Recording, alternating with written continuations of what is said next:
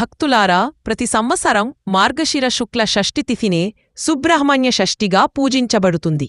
ఈరోజు కుమారస్వామి, నాగదేవతలు, సర్పదోష నివారణకు అత్యంత పవిత్రమైనది. ఇక ఈరోజు పూజ ఎలా చేయాలి, పూర్తి వివరాలు చూద్దాం. ఉదయం బ్రహ్మముహూర్తంలో నిద్రలేచి శుభ్రంగా స్నానం చెయ్యాలి. ఇంట్లో పూజాస్థలాన్ని శుభ్రం చేసి ముగ్గులు వేయాలి. సుబ్రహ్మణ్యస్వామి పటం లేదా విగ్రహాన్ని పూజకు సిద్ధం చెయ్యాలి.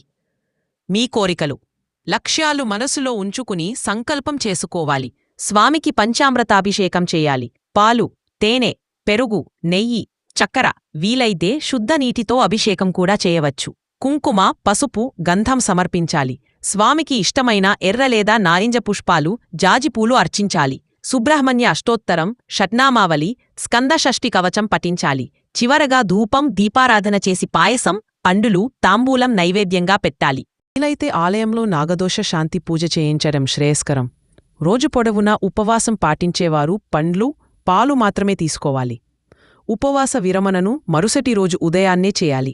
ఇలా పూజా నియమాలతో సుబ్రహ్మణ్య షష్ఠి వ్రతాన్ని ఆచరిస్తే ఆరోగ్యం, సంపద, సంతాన సాఫల్యం, రక్షణ లభిస్తాయని శాస్త్రాలు చెబుతున్నాయి. వీడియో నచ్చితే లైక్ చేయండి, షేర్ చేయండి, సబ్స్క్రైబ్ చేయండి.